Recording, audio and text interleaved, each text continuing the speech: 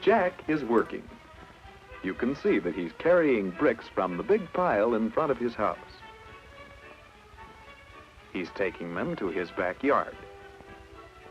Jack and his father are going to build an outdoor fireplace. But they'll need many more bricks than these. Jack and Father will have much work to do before they can build the fireplace. Jack is working alone now.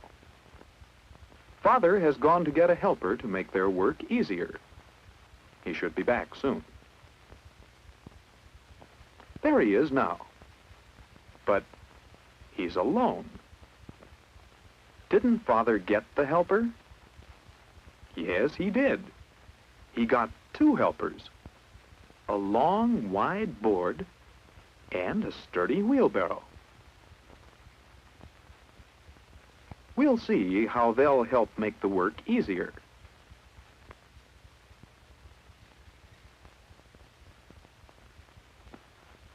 Soon the wheelbarrow is filled with bricks. Now we'll see what good helpers we have.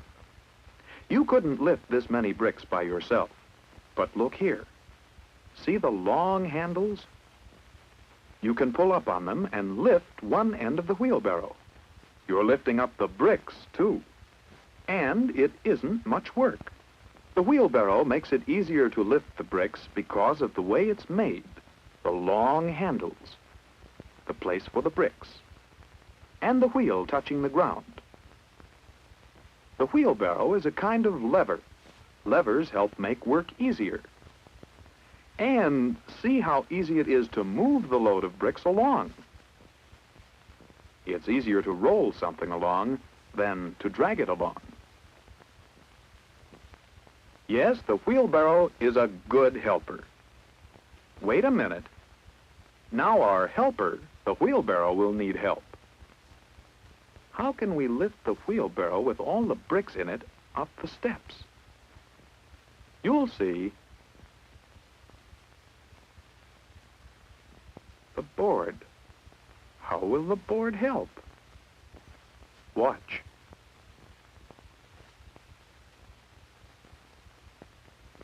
You still have to use your muscles.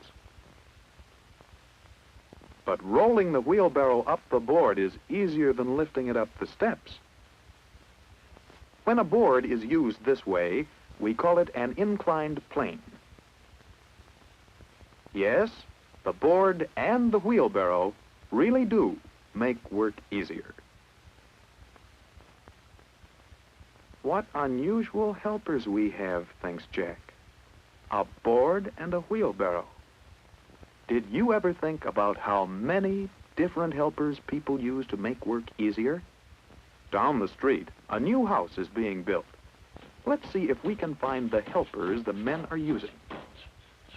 A wheelbarrow helps here, and so does a board. What else are the men using to make work easier? What does the carpenter use? A nail and a hammer. Think how much work it would be for the carpenter to push a nail into the board without something like a hammer to help him. Do you see how this saw makes work easier? What about this plane? And this drill?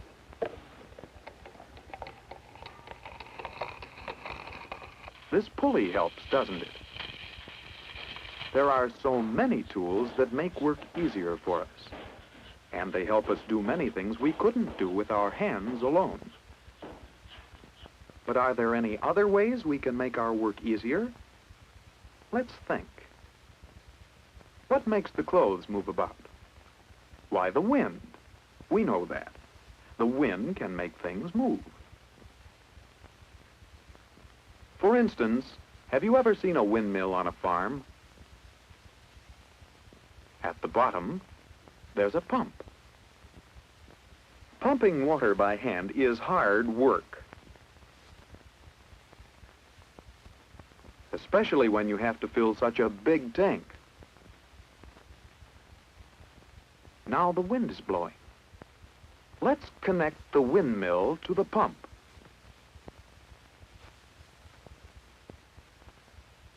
lifting this stick unlocks the windmill. Now the wind is doing the work. We don't need the pump handle as long as the wind is blowing. People have invented many interesting ways to help make work easier. Have you ever wondered what makes a sailboat go? The wind pushes against the sail and moves the boat. So you see, we can use the wind to do work for us. We can use other things to work for us too. Have you ever thought about the work you do when you play with toys?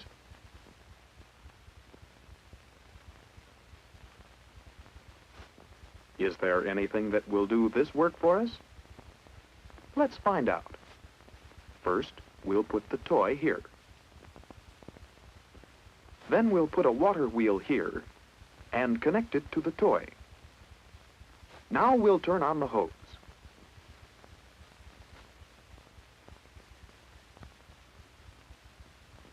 See, the water is turning the wheel, and it's working the toy.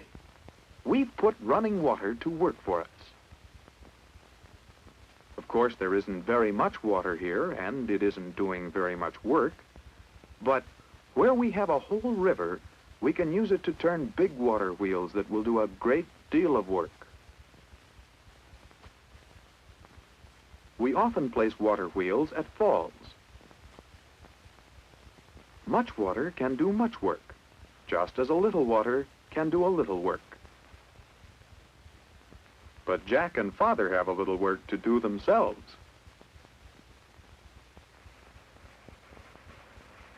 Listen, a train. Does it help make our work easier? What makes the train go?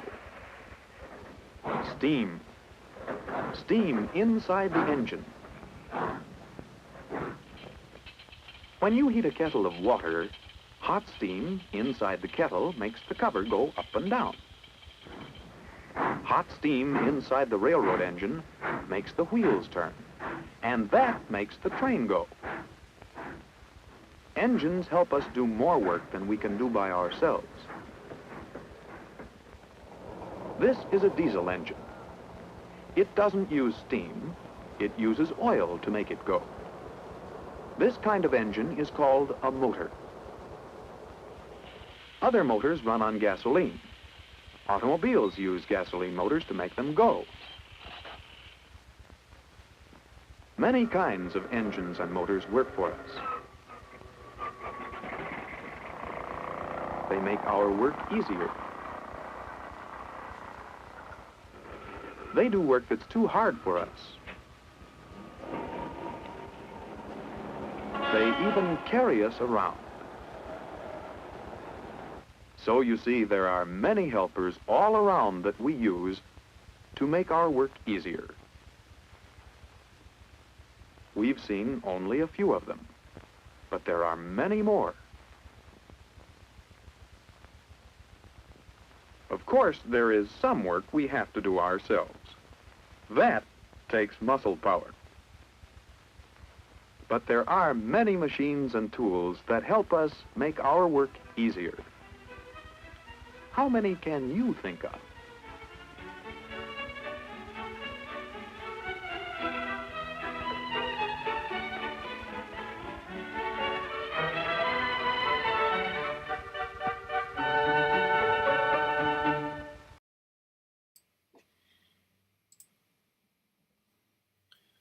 So I want to introduce you to this microphone who's bad. They're not very good. I'm not sure what has happened. I don't know if the USB thing on the bottom has crapped out, but it's probably coming up on 10 years of usage, and I very much liked it. I thought it was a very solid, good microphone, but not if it keeps crapping out. Anyways, I'm Skip Alzheimer. Welcome to the AV Geeks Lunchtime Streaming Show, where we normally don't have... No, I'm not. Who am I kidding? Of course, we have mic problems. And in the past, it has been like something has been muted or not muted.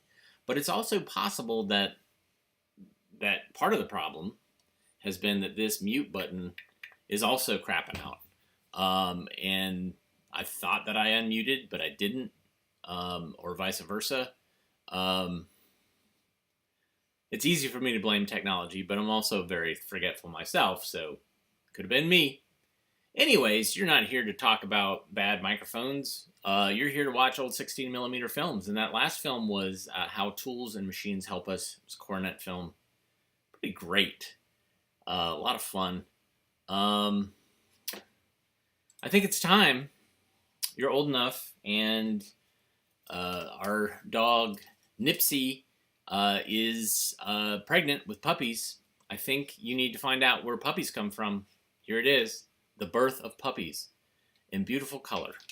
Enjoy.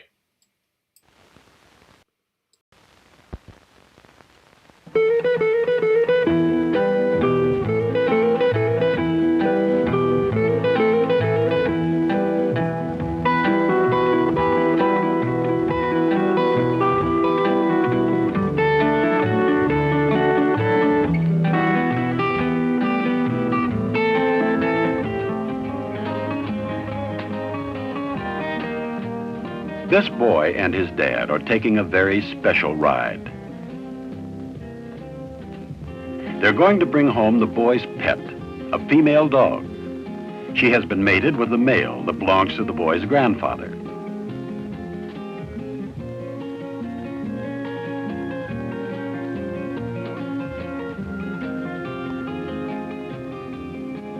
Now she's ready to go home, and the boy thinks it's great that his dog is going to have puppies.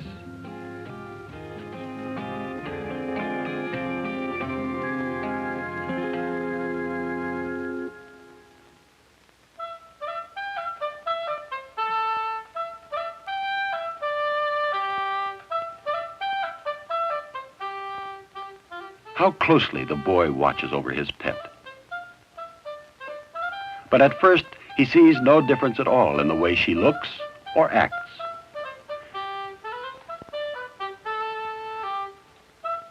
The boy wants his dog to have healthy puppies, so he feeds her special foods.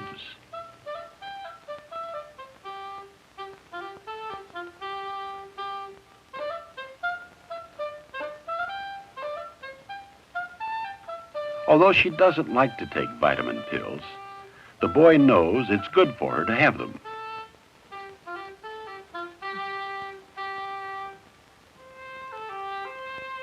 A long time later, after 36 days, the boy's father thinks he can feel something. Can it be puppies? The boy himself tries to find out. It's hard to tell. But the boy notices that his pet acts differently. Before, she always wanted to play, but now she doesn't. What's here? The nipples on her underside are swollen. She must be going to have puppies, and soon there'll be milk for them.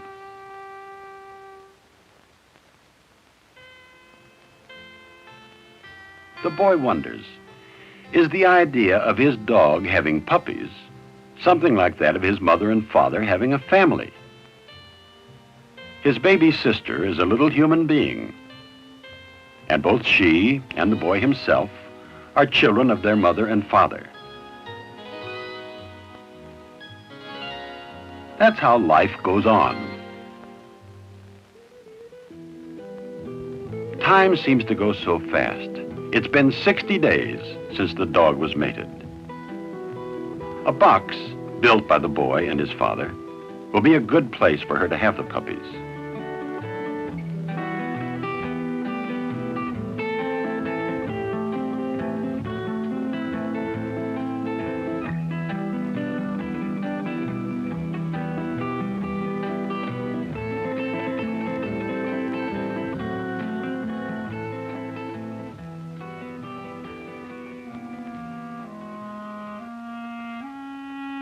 Now it's 62 days.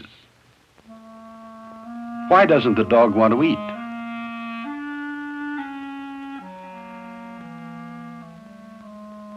Why doesn't she want to be petted? She seems restless.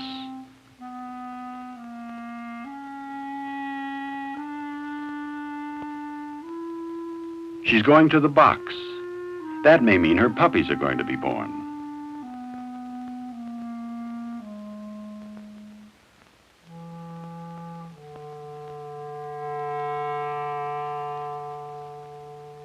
She lies quietly for a long time.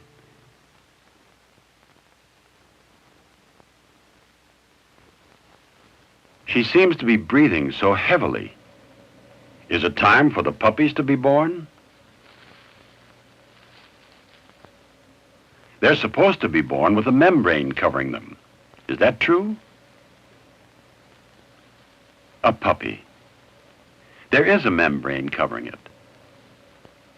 It looks like shiny plastic. The mother dog bites through it and lets the puppy out.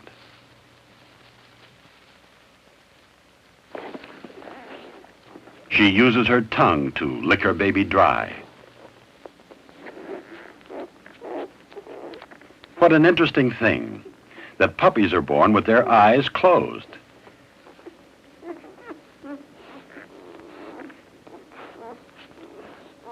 How wonderful it is to watch life begin. And to help the new mother with her first baby. To help the baby find a nipple so it can get the milk it needs.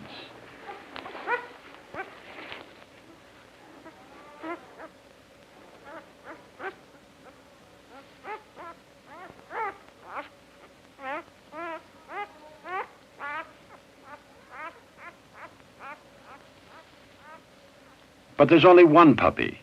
Will there be others?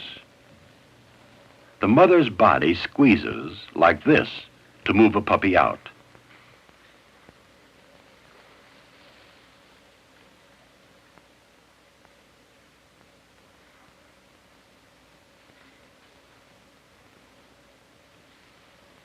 It's born.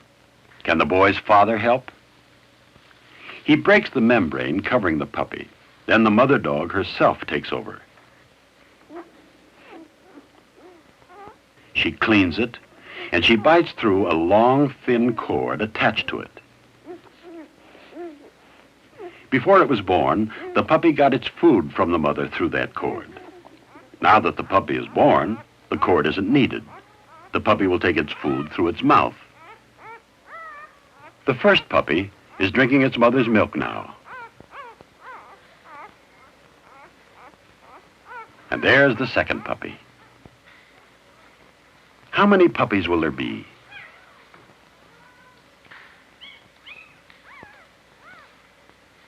Is a third one going to be born? There's the squeezing movement again. The boy's father helps. And there's another puppy.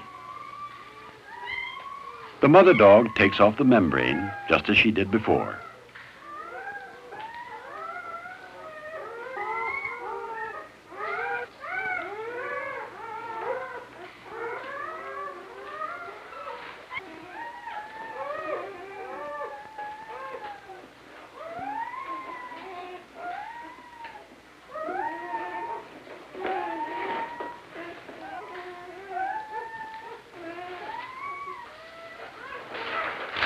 Once again, she bites through the cord.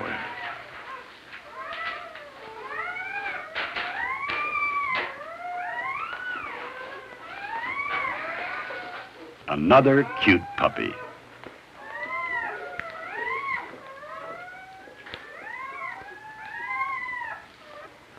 How many puppies will there be?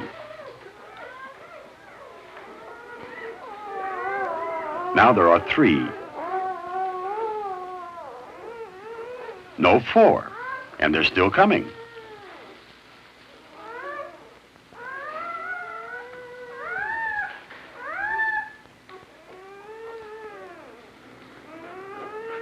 Clean paper is a help, but a newly born puppy shouldn't be touched very much. It's so little, about 6 inches long. How many puppies will there be? The birth is over, and the hungry puppies nurse while their mother rests. How many are there?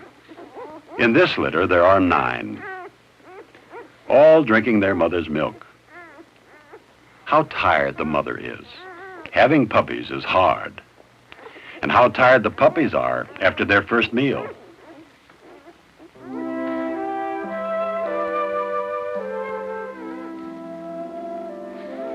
Puppies sleep a lot when they're very young. They spend most of their time sleeping or eating.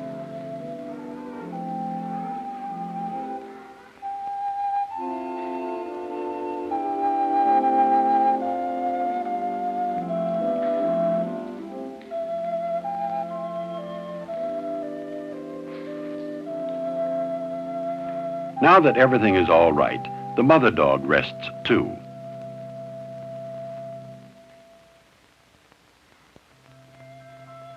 Next day, the boy wonders, are all the puppies alike? Looking at them, he discovers that 5 are males.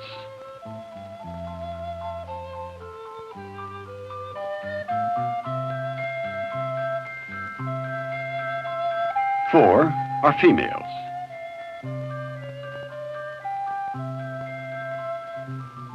The days pass, 6 days since they were born. The boy watches, and sometimes he helps. See how carefully he picks up a puppy. And isn't it interesting that its eyes are still closed?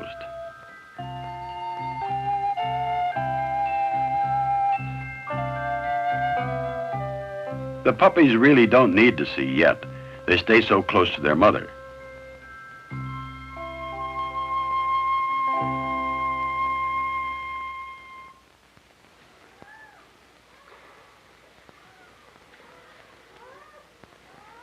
Their mother leaves them sometimes, but when she comes back, she picks them up in her mouth. Notice how she picks them up, moves them around, and cleans them, just like before.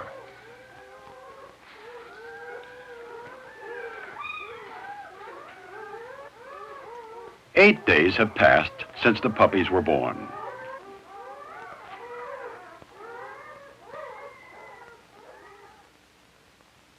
12 days have passed, and the boy is curious.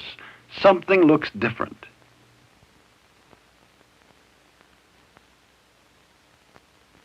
Why, the puppy's eyes are open.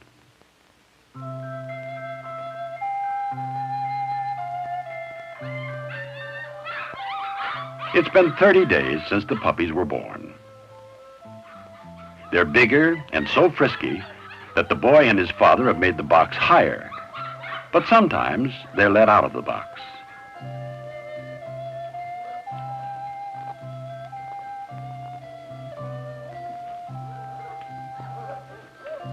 And something else is new. The puppies eat from a bowl. They've done that since they were 21 days old.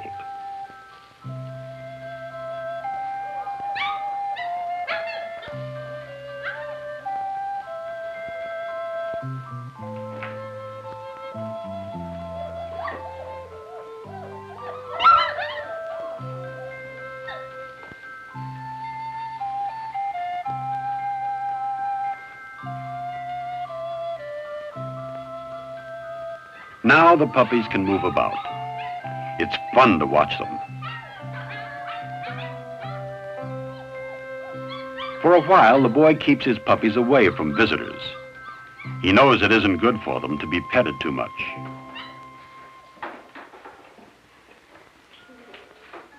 The puppies were born 50 days ago, and now it's all right to play with them.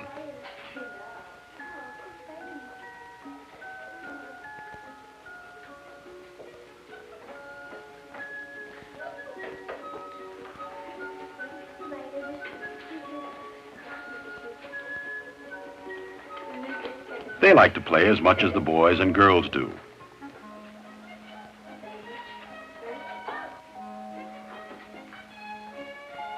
Have fun, but don't play too rough.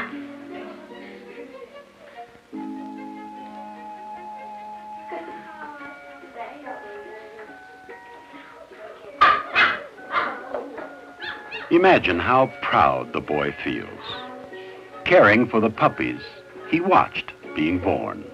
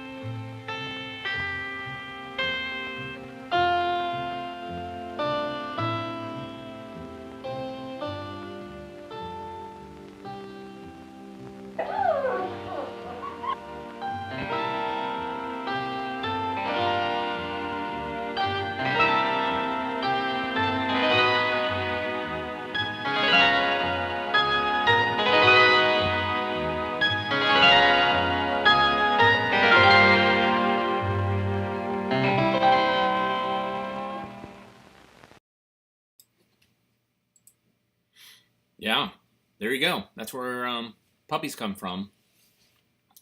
And by abstraction, where babies come from. I have a couple of films that talk about how to talk to your kids about birds and the bees, where babies come from. And one of them is like, find an opportunity to show your kids a pet giving birth, either a dog or a cat.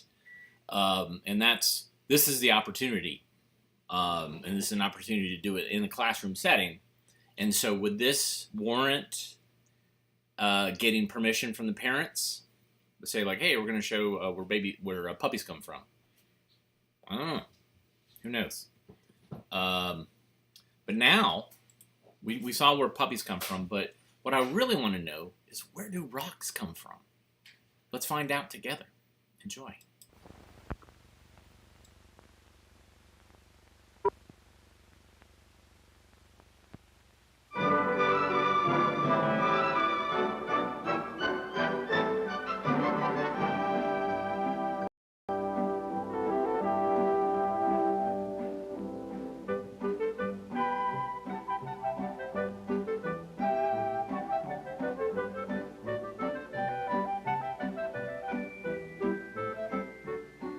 Did you ever go exploring to look for rocks?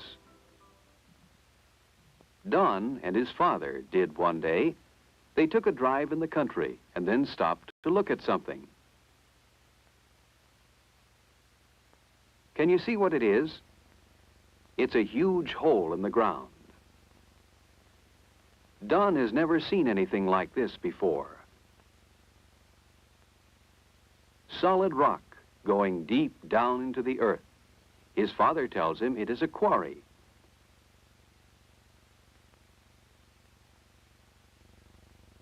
He also says that the earth we live on is made up mostly of rock. The rock that's taken from this quarry is called granite. Granite is one kind of rock that is used for building things.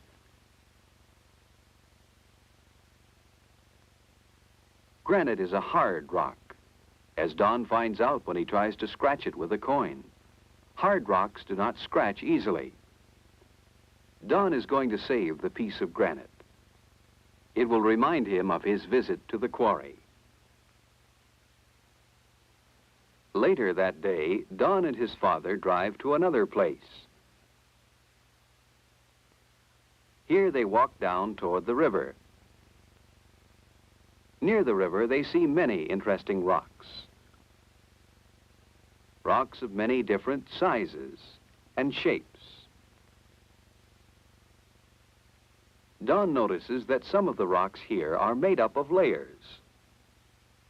Father explains that this is sandstone, a kind of rock made up of layers of sand. This sandstone was formed long ago underwater. Millions of years ago, a huge sea covered this place. Rivers flowed into this sea. The moving water carried sand and mud that sank to the bottom, something like this. The sand settled through the water to form a layer.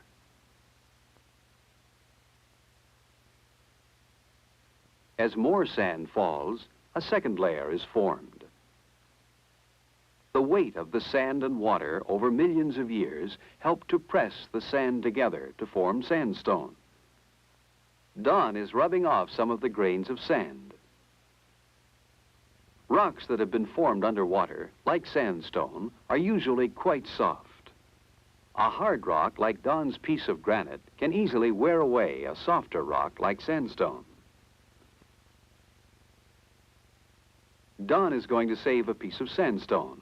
Now he'll have an example of a soft rock, too. Father says he can show Don some other kinds of rocks. This museum has a collection of rocks, and Don will learn more about them. In the museum, there's a room that's something like a classroom.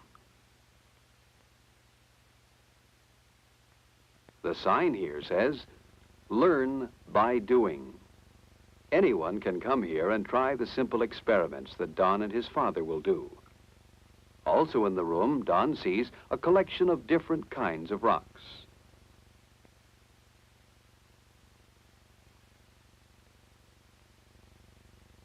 Here's an aquarium filled with different layers of sand. But what's Don's father doing? He's using his hand to show how water pressed down on the layers of sand to form sandstone.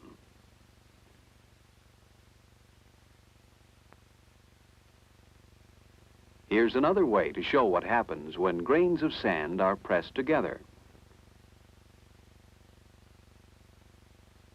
Don thinks the round, hard things on the table look like pieces of sandstone. Father thinks he can make one like them. You take the mold and fill it with the mixture of sand and clay.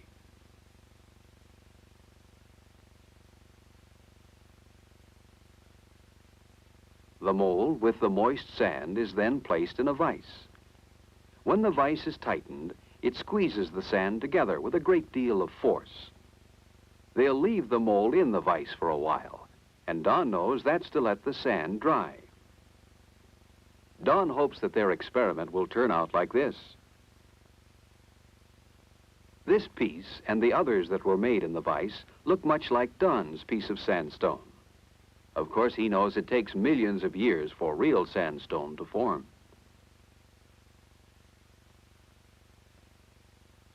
And it takes millions of years for granite to form, too.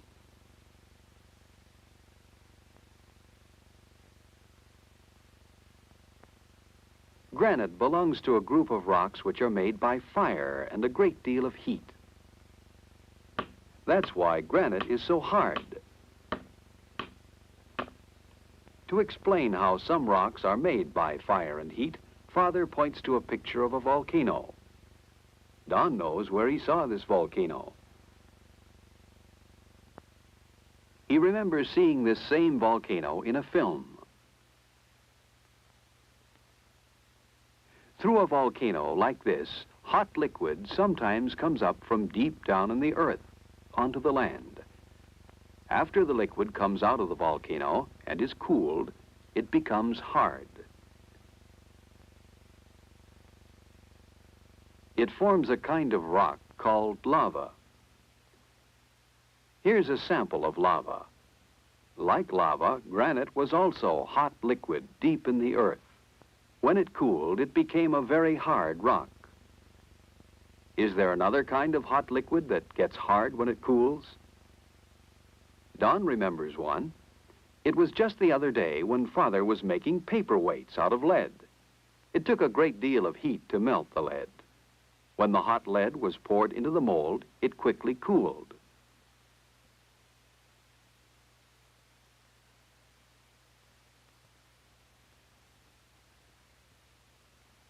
It became hard in much the same way as lava and granite become hard. So Don has learned that some rocks are made by fire and a great deal of heat, and others, such as sandstone, are made by water. Don now has a piece of sandstone which is very interesting. It's a fossil because it has an outline or imprint of a plant in it. Any rock we find that has an imprint of animals or plants is called a fossil. Don will be able to see more fossils in another room in the museum. Here's a fossil fish. Don can clearly see the head and the tail.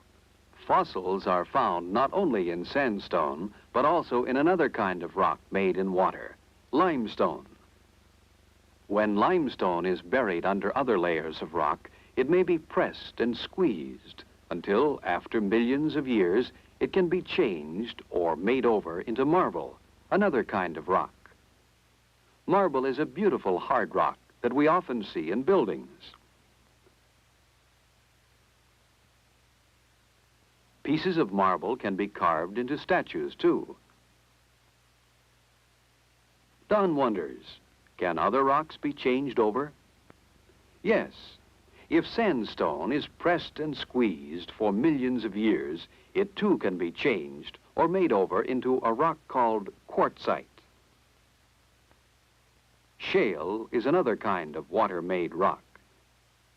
It can be changed into slate. Slate may be cut into pieces and used to make roofs. Well, Don is learning much about rocks, but can he remember some of the important things? This exhibit will help him. Rocks made by water are sandstone, limestone, and shale. Among the rocks made by fire and heat are granite and lava. Among the rocks changed or made over are slate and marble. Now they're going to check their sandstone experiment. The sand in the mold is quite dry now.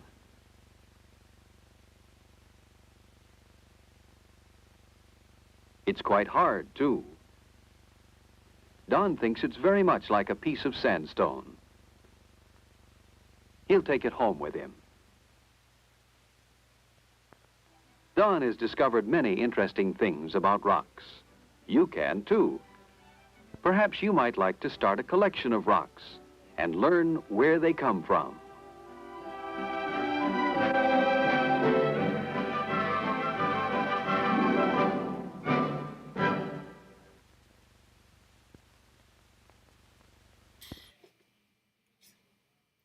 I have to click a different button now. So I have this muscle memory of immediately going to the microphone and changing it. So that beginning music, the intro music, is what's used in Our Obligation, which is the film about a school fire. So every time it comes on, it immediately makes me start thinking about the school fire, where kids are jumping out of windows to avoid dying in the flames. So I don't know if I feel like I've shown that on here, but maybe not. So we'll see. Anyhow, behind me I have a film scanner set up, and we have a film set up that I have not named in here yet. Let me change the name of that. This is fire extinguishers.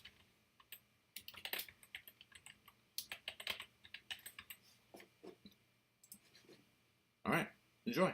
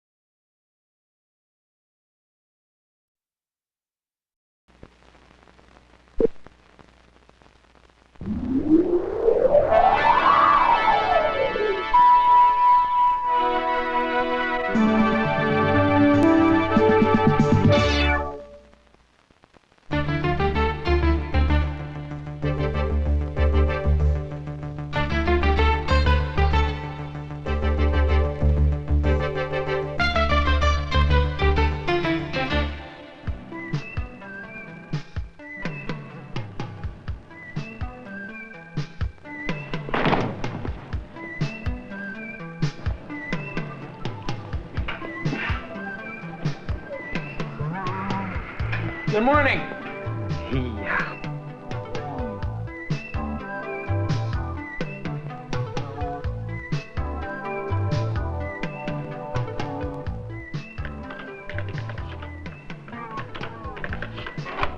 Counted 120 cases so far. There's no way we're going to be done by 5. I wish that you wouldn't smoke around me. I forgot.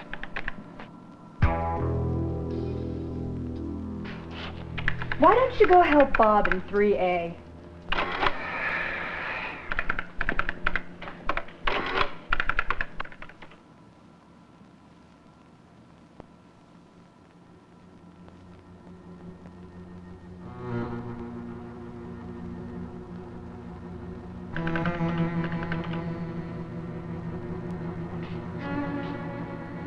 Jerry! What is her problem? She's so psyched out, I can't even think about lighting up a cigarette without setting her off. Jerry! What'd I tell you? Ah! Fire!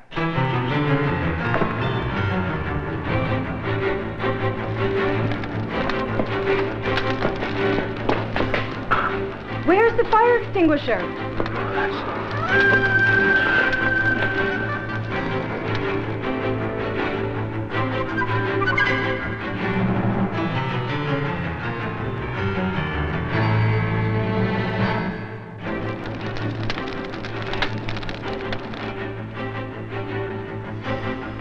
Hey, I got one!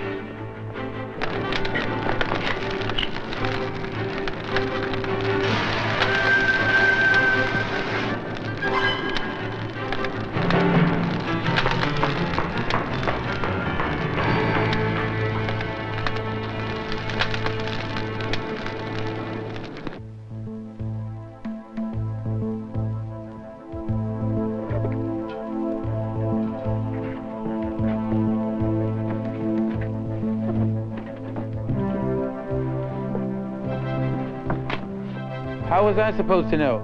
I thought a fire extinguisher was a fire extinguisher. When it comes to a fire, a little confusion can lead to a lot of trouble, maybe even loss of life. Take this warehouse, for instance. Fortunately, no one was hurt or killed, but it could have been a lot worse because these people didn't know how to use a very important tool, the fire extinguisher. There's nothing mysterious about a fire extinguisher. Each one is a tool designed to do a specific job. There are different types of extinguishers for different types of fires. You wouldn't use a wrench to put in a screw. Likewise, each type of fire extinguisher is designed to tackle a specific job. All fires are not the same. I'm going to show you the 4 different types of fires and how the proper extinguisher will put them out. How does a fire extinguisher put out a fire?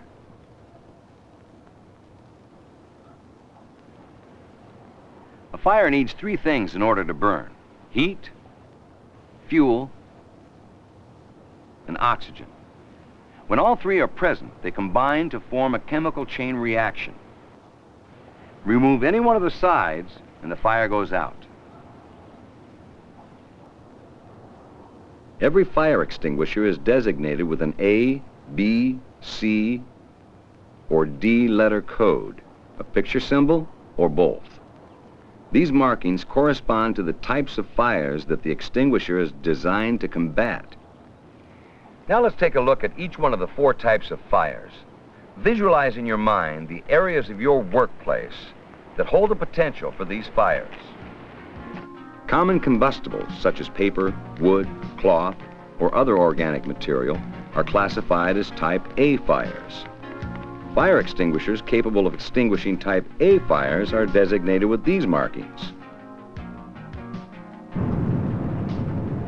The burning vapor from a flammable liquid, such as gasoline, is classified as a type B fire. Fire extinguishers capable of extinguishing B fires are marked with these symbols. A live electrical fire is known as a type C fire. Fire extinguishers that can extinguish C fires have this labeling. Combustible metal, such as magnesium or titanium, is known as a Type D fire. Fire extinguishers that can extinguish D fires have this labeling. Every fire extinguisher clearly displays symbols representing the types of fires that it's effective on. It's important for you to know the difference. To the untrained eye, most fire extinguishers look pretty much the same on the outside. But inside, there's where the difference lies. There are 5 main types of extinguishing agents: water, dry chemical, CO2, halon, and dry powder. Let's look at each. Water pressure extinguishers are only effective on Type A fires, common combustibles.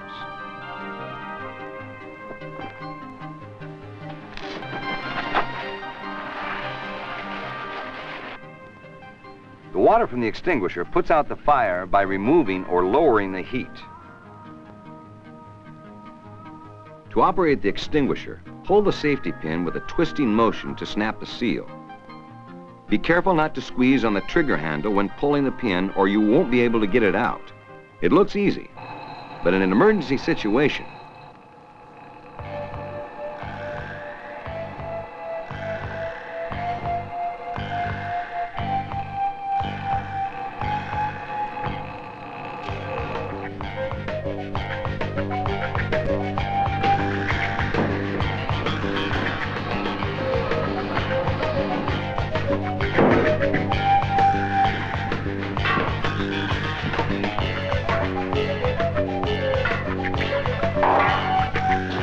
Extinguisher doesn't work.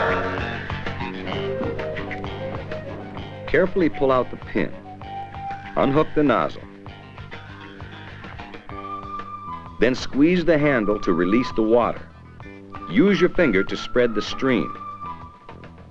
Aim at the base of the fire and move the water back and forth with a sweeping motion until the fire is out. Douse the ashes completely to avoid a reflash. And spread the ashes out to make sure they've all been soaked. You know, it can be dangerous to use an extinguisher on a type of fire other than its displayed rating. This is especially true of the water pressure extinguisher. Let me show you the dangers of misusing this extinguisher. Using water on a flammable liquid will not put out the fire. In fact, it will cause it to spread.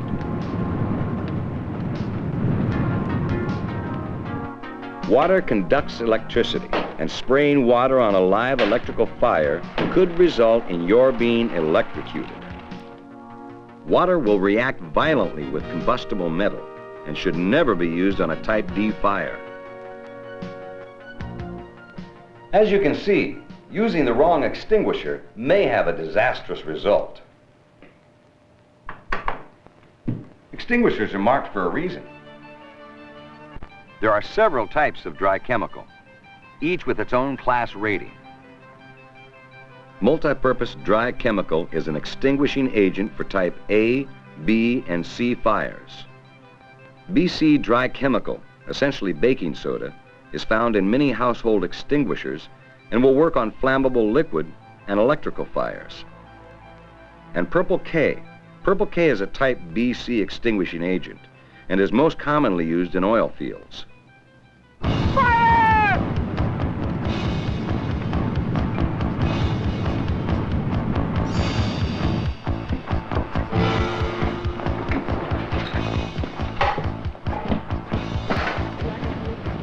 Whenever you fight a fire, be sure to stand on the upwind side of the flames.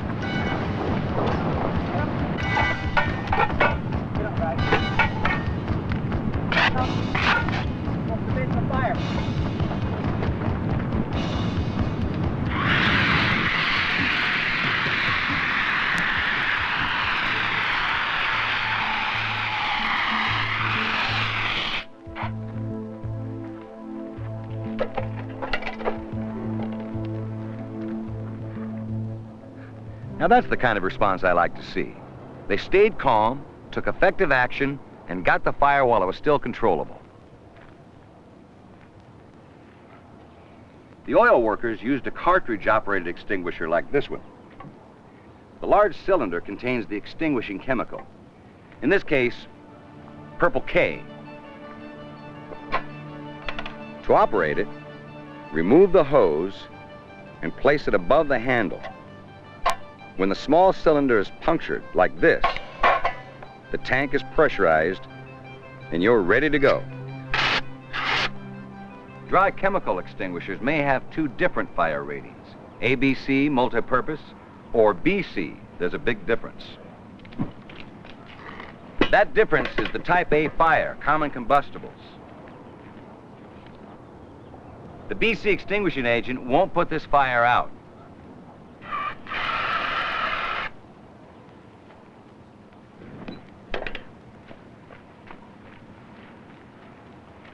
But the ABC will.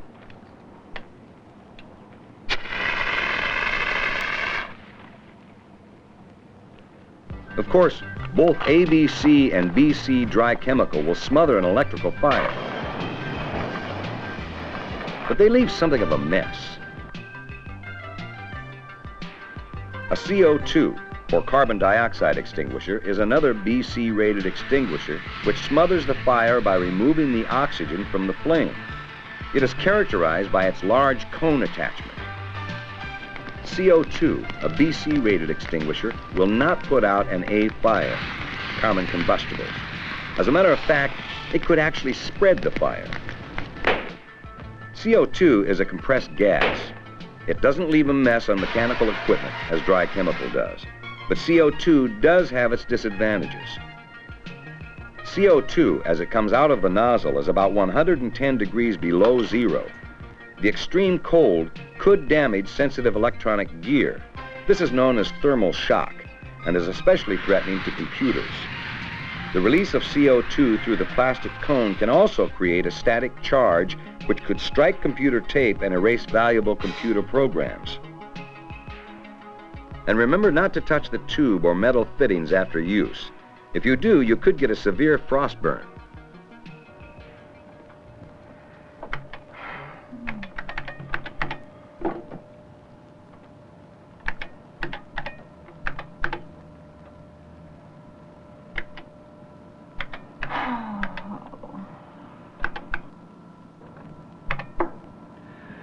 Done.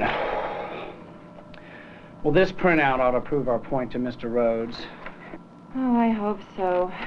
Or else we'd better come up with one heck of a good excuse.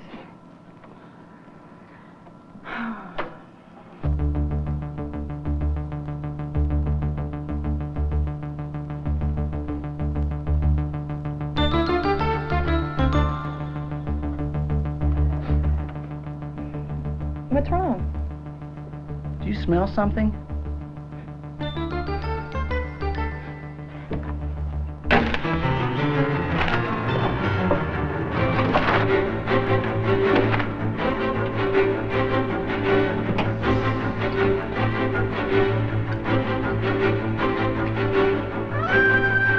No, that's not the right one. Call the fire department. Oh.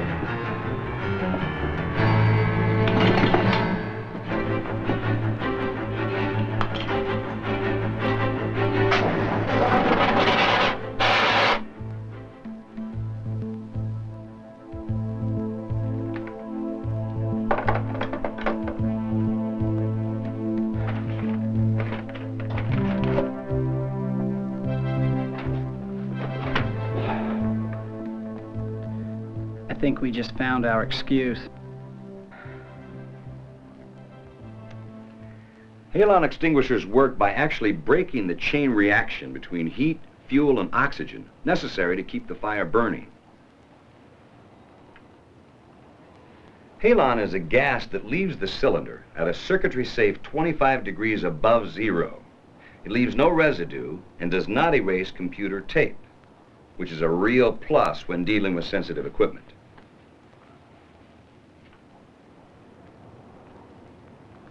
The smaller halon extinguishers have a BC rating. The larger ones are rated ABC. As the B rating indicates, halon is effective on flammable liquids.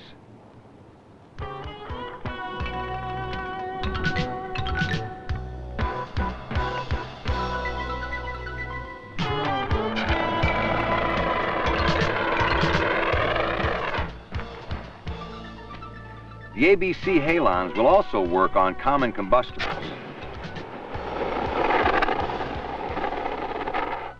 The D-type fires are less common, but are extremely dangerous because the only thing that will put them out are the dry powder extinguishers. Dry powder extinguishers work differently than the units we've seen previously. These extinguishers are designed to completely cover the burning material with dry powder. In addition to knowing which type of extinguisher to use and how to operate it, it's important to know what to do in a fire emergency. Every fire should be treated as a dangerous situation. A fire extinguisher will help you put out a fire, but always remember these priorities. Your first priority is to rescue any victims. Then sound the alarm. Alert fellow workers and call the fire department immediately, even before trying to put the fire out. Contain the fire to keep it from spreading. Only then do you try to extinguish the fire. Always remember, whenever you're fighting a fire, be sure to position yourself between the fire and the exit so you can escape.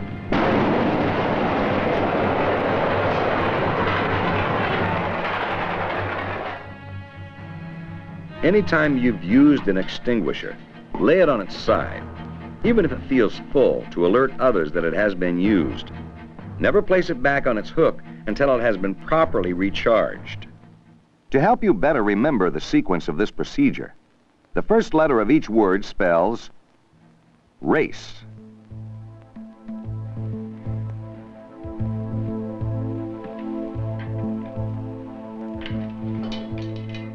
Like many tools you use, the fire extinguisher must be serviced at least once a year to make sure it'll do the job when you need it.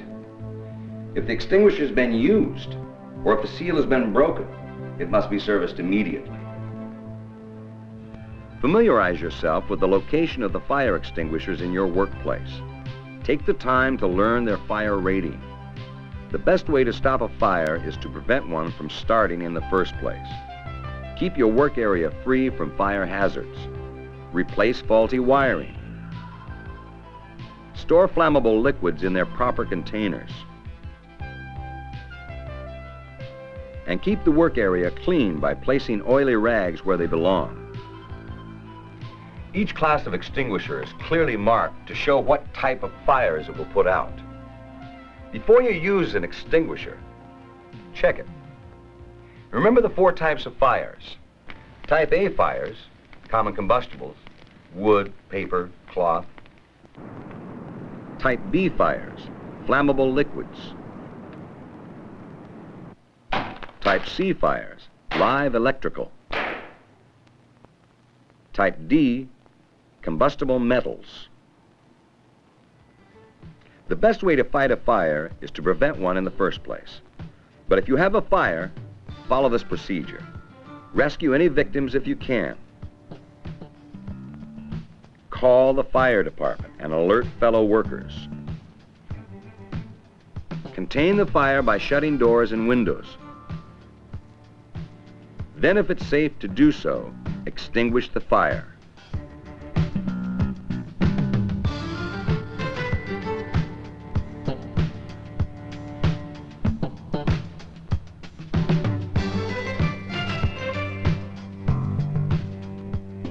Remember the race procedure.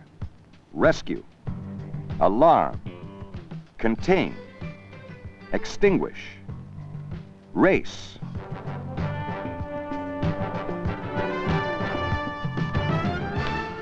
Remember, the fire extinguisher, when properly used, will do the job it was intended to do, just like any other tool. There is just one difference. This tool could save your life.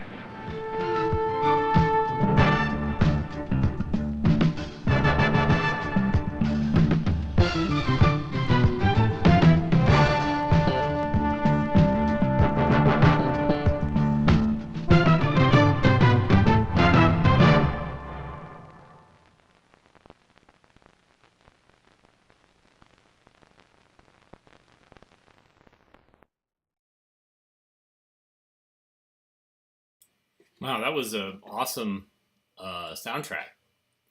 Very proggy. Definitely some goblin in there when can't remember what was on fire, but definitely there was some other stuff in there that sounded proggy. Which I don't know, 1987. Like, is that late in Prague? Like that type of Prague? I don't know, European Prague.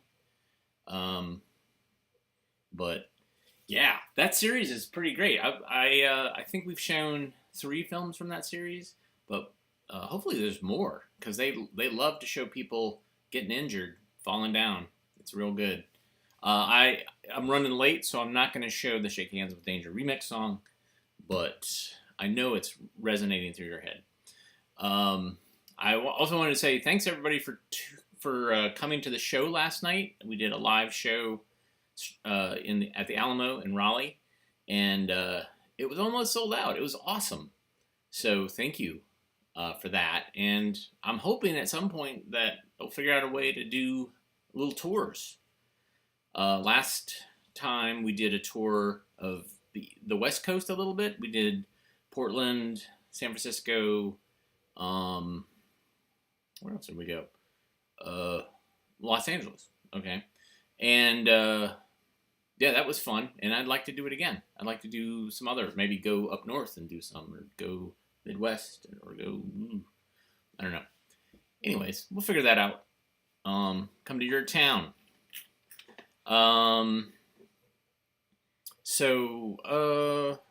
Yeah, if you like what you saw today, hit the thumbs up. You can also donate to the AV Geeks. We will spend that money on the cargo van that we've been renting to dump things and to take things to storage units, etc. You can do that with the super thanks option, but you can also go to ko-fi.com/avgeeks or patreon.com/avgeeks. Those are all great ways to support us, but just being there, watching stuff, that's also great. So, what is tomorrow? Thursday? Yeah, we'll be back tomorrow. We'll see you soon. Everybody have a great rest of your day.